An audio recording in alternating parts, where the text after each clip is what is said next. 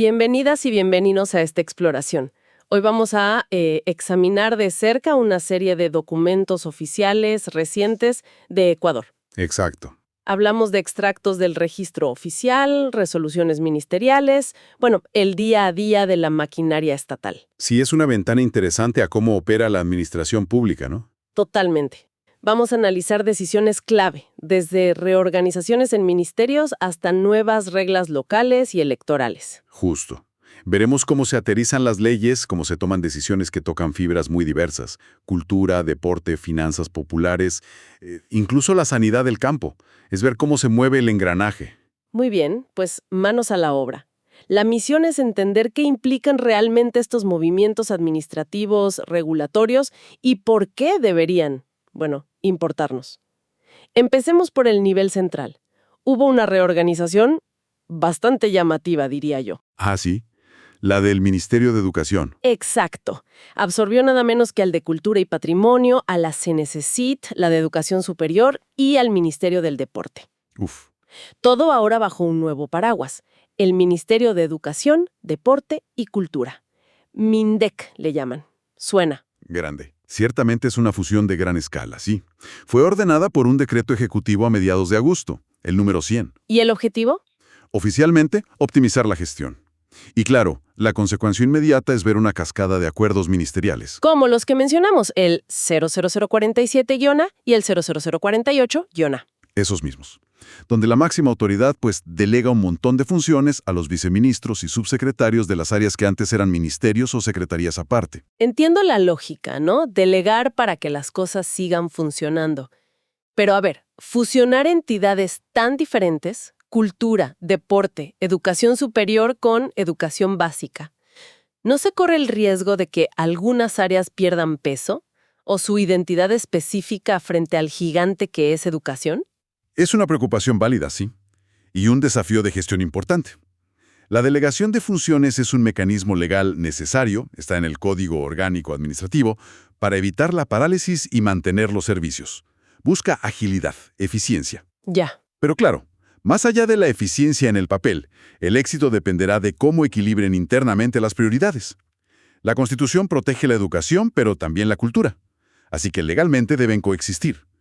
La implementación dirá si la fusión logra sinergias o si alguna área queda, digamos, relegada. Tenemos un ejemplo concreto de esa delegación con el acuerdo 00046-A. Ajá. FICA. Exactamente.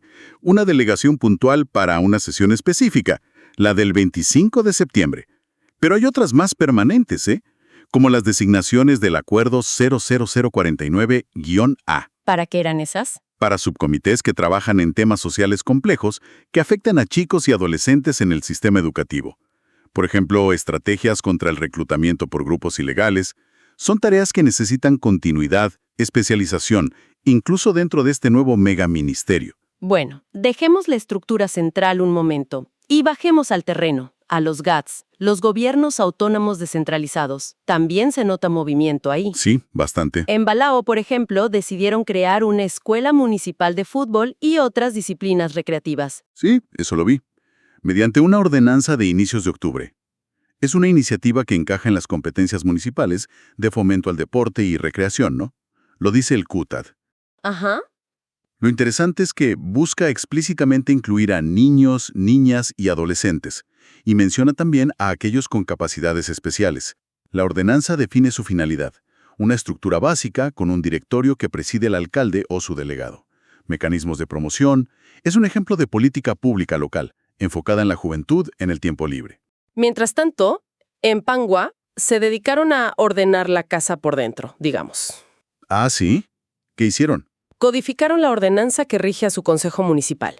Esto define las comisiones permanentes, planificación, equidad y género, legislación, esas cosas, cómo se eligen sus miembros, qué deben hacer. Ah, claro.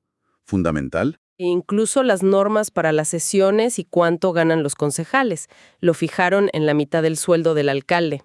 Esa es una labor clave para la gobernanza local.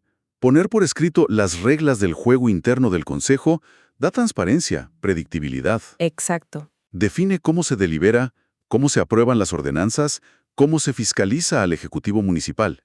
Cubre desde cómo convocar una sesión hasta los pasos para que una ordenanza entre en vigor siguiendo lo que mande el COTAD. Y hay más actividad local. Pucará ajustó las tarifas de su gimnasio municipal, una resolución de mediados de octubre. Gestión corriente, sí. Ajustar precios de un servicio. Y en San Lorenzo fueron más allá. Crearon una empresa pública de aseo y gestión ambiental, ASGESAM SLLEP, aprobada en septiembre. Eso es más estructural. Es una respuesta a un problema crónico en muchos cantones, el manejo de la basura. Crear una empresa pública específica, como permite la ley, le da autonomía financiera de gestión. Con directorio y gerente propios. Sí, su propio patrimonio, un directorio encabezado por el alcalde o alcaldesa, un gerente. Y ojo, un punto clave, le otorgan jurisdicción coactiva. Jurisdicción coactiva. ¿Qué significa eso en la práctica para la empresa y para la gente? Significa que la propia empresa de aseo podrá iniciar procesos de cobro forzosos si los usuarios no pagan las tasas del servicio. No dependerá de iniciar juicios largos. Ah, mira. Es una herramienta poderosa para asegurar sus ingresos, su sostenibilidad, aunque claro, implica que los ciudadanos morosos enfrentarán procesos de cobro más directos por parte de la empresa. Hablando de cobros, Sicchos también le metió mano a eso. Cierto. Emitió una ordenanza en agosto que regula súper detalladamente el proceso de cobro coactivo de deudas con el municipio, sean impuestos u otras tasas. Describe todo el camino. Efectivamente. Es como una hoja de ruta completa para la tesorería municipal, que actúa como juez de coactivas. La ordenanza detalla desde que se emite el título de crédito cómo notificar al deudor, personalmente, con boleta, por email, el plazo corto para pagar, 8 días. ¿Solo 8 días? Sí. Luego viene el auto de pago que inicia formalmente la coactiva. ¿Y qué medidas pueden tomar, como el embargo de bienes? Define reglas específicas para embargar dinero, créditos, hasta negocios, y cómo proceder con los remates. Es un instrumento vital para las arcas municipales, claro. Parece que buscan asegurar la recaudación sí o sí. ¿Qué garantías tiene el ciudadano en todo esto? Bueno, la ordenanza se basa en los procedimientos del Código Tributario y el COA, que establecen ciertas garantías y derechos de defensa para el deudor. Pero seamos sinceros, el objetivo principal de esta normativa local es fortalecer la capacidad de cobro del municipio. Ya veo. Incluso define que las costas del juicio coactivo, un 10% adicional, las paga el deudor.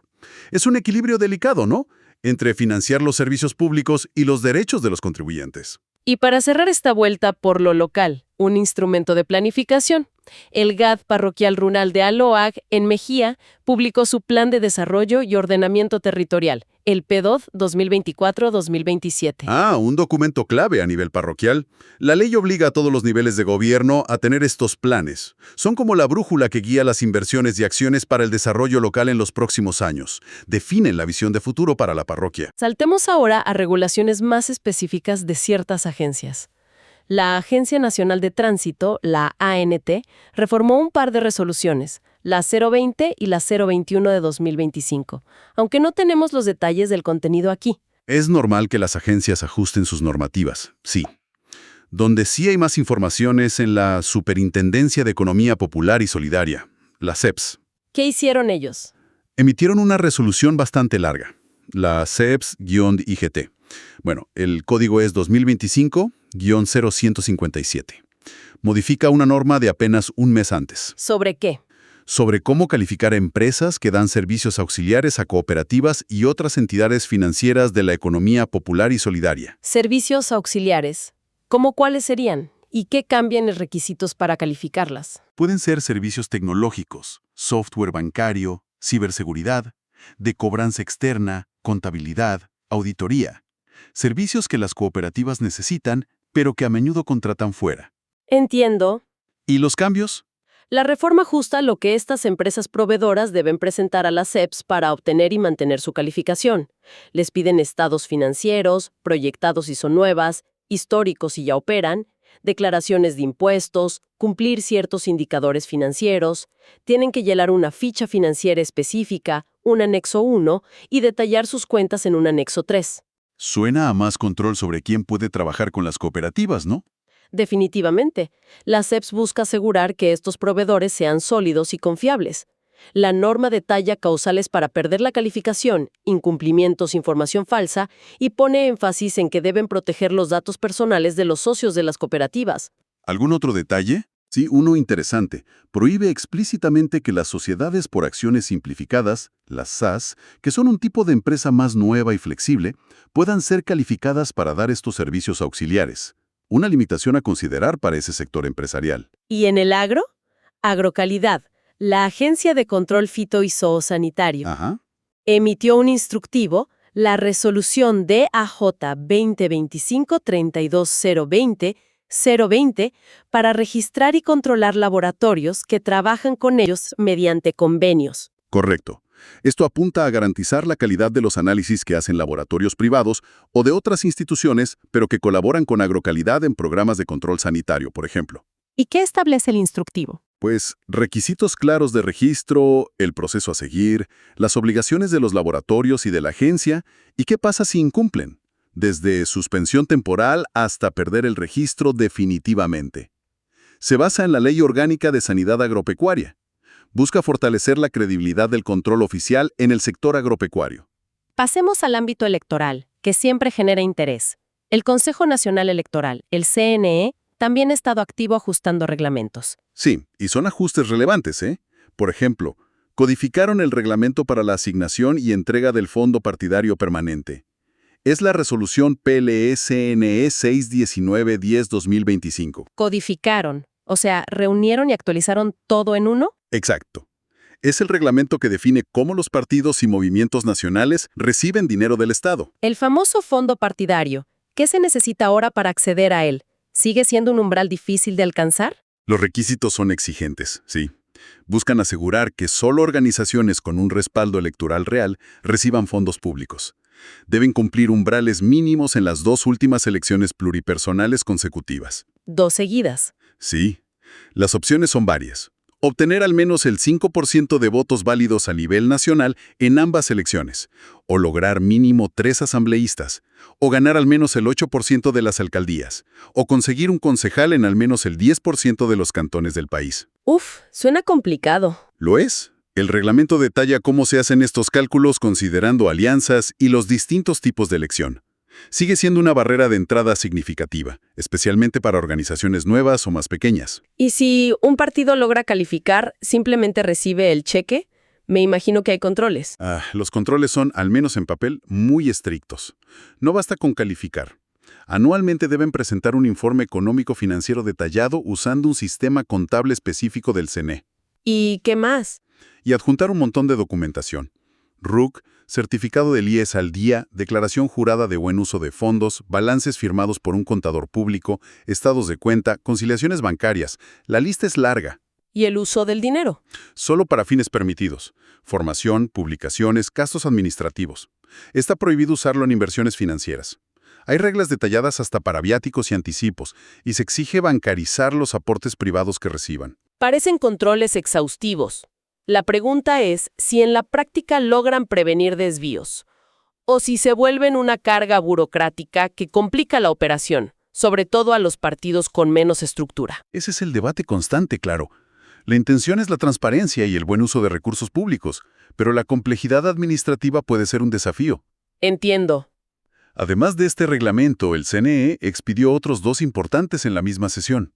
Uno sobre cómo cancelar y liquidar organizaciones políticas, a menudo por no cumplir justamente estos requisitos electorales. Y otro que actualiza las reglas de control y fiscalización del gasto durante las campañas electorales. ¿Qué puntos clave trae ese reglamento de gasto electoral? Siempre es un tema sensible. Define conceptos como campaña, propaganda, publicidad. Fija límites temporales, máximo 45 días de campaña, 48 horas de silencio electoral antes de la votación. Reitera la prohibición de usar recursos públicos y de entregar regalos a los electores. Nada de regalos. Bueno, permite artículos promocionales que define en CNE cosas pequeñas seguramente. Y sobre todo, exige un manejo contable riguroso de ingresos y gastos de campaña, con informes obligatorios y la posibilidad de auditorías por parte del CNE. Busca ponerle un cerco al financiamiento irregular y al gasto excesivo. Cambiando de tercio completamente, nos encontramos con actividad en el Ministerio del Interior, en un tono más protocolario, digamos. Ajá. Otorgaron la condecoración Policía Nacional de primera categoría a bastantes uniformados. Así es. Se formalizó con 2 acuerdos ministeriales, el 0002 y el 029 de 2025. Es un reconocimiento honorífico para quienes cumplieron 25 años de servicio efectivo en la Policía Nacional en marzo de 2025. ¿Es automático? ¿Por cumplir los 25 años? No, no es automático. Deben cumplir requisitos definidos en la Ley de Seguridad, el COESCOP y su reglamento de carrera. Por ejemplo, no tener sanciones graves recientes, tener buenas calificaciones anuales, no tener juicios penales pendientes. El Consejo de Generales de la Policía es quien valida la idoneidad para recibir esta condecoración por antigüedad. Y para ir cerrando este recorrido por la actividad estatal, tenemos varios pronunciamientos de la Procuraduría General del Estado, la PGE, de septiembre. ¿Alguno que destaque por su impacto práctico? Hubo varios interesantes, sí. Uno aclaró la prescripción aplicable a convenios entre el antiguo Ministerio del Deporte y organizaciones deportivas privadas. Dijo que rige el Código Civil, o sea, 10 años para acciones ordinarias. Pero Recordó que como se trata de fondos públicos, el control y la rendición de cuentas tienen reglas especiales que no prescriben tan fácilmente. Es un matiz importante para la gestión de sus recursos, ¿no? sí, claro. ¿Alguna otra consulta relevante que haya respondido la Procuraduría? Sí, una muy práctica. Confirmó que los municipios y sus empresas pueden aplicar la remisión total de intereses y multas de deudas tributarias y no tributarias hasta el 30 de julio de 2025. Esta remisión está en la Ley del Conflicto Armado Interno, la LOAFE. ¿Y no necesitan una ordenanza para eso? No, la PGE dijo que opera directamente por ley. Esto significa un alivio automático para ciudadanos y empresas con deudas si pagan el capital a tiempo. Un respiro financiero directo. Eso sí tiene un impacto directo en el bolsillo de la gente. Sin duda, también hubo un pronunciamiento sobre la competencia municipal para autorizar actividades económicas versus la prohibición penal de juegos de azar con fines de lucro, el Acta 236 del COIP. ¿Y qué dijo la PGE? Concluyó que los municipios sí podrían autorizar actividades que involucren juegos, pero siempre que sean sin fin de lucro o con fines benéficos, diferenciándolas del delito penal. Interesante distinción. Sí. Y finalmente, puso límites al uso de fondos que vienen de la recaudación eléctrica por parte de los cuerpos de bomberos. Aclaró que un porcentaje, el 30%, es para incrementos salariales incluyendo ascensos, no para cubrir todo el gasto de sueldos. Son precisiones que afectan la gestión financiera de estas entidades. Bueno, ha sido un recorrido denso, pero revelador, ¿no? Desde megafusiones ministeriales y minuciosas reglas electorales, hasta la creación de una escuela de fútbol en un cantón o el ajuste de la tarifa de un gimnasio municipal. Totalmente. Un verdadero mosaico de la administración pública ecuatoriana en pleno funcionamiento. Cada resolución, cada ordenanza, por técnica que parezca, es un reflejo de cómo el Estado intenta organizarse, regular la vida social, la económica, y responder o intentar responder a demandas ciudadanas. Exacto. Todo dentro de un marco legal que, como vemos, está en permanente ajuste y reinterpretación. Es algo vivo. Comprender estas decisiones nos da pistas sobre cómo operan las instituciones y, sobre todo, qué significan sus acciones para la ciudadanía, para bien o para mal. Y observando toda esta constante actividad, las reorganizaciones, como la del Minedec, la creación de nuevas entidades locales, la continua generación de normativas de controles, surge una reflexión casi obligada. ¿Cuál sería? A ver. Con tanto cambio normativo, tanta reestructuración administrativa, ¿estamos realmente avanzando hacia un Estado más eficiente, más cercano al ciudadano? O a veces, la propia complejidad de las reglas y las reorganizaciones se convierte en un obstáculo más. Es una buena pregunta. ¿Dónde queda el ciudadano en medio de tanto ajuste institucional? Algo sobre lo que seguir pensando, ¿no? Definitivamente. Algo para reflexionar. Hasta nuestra próxima exploración.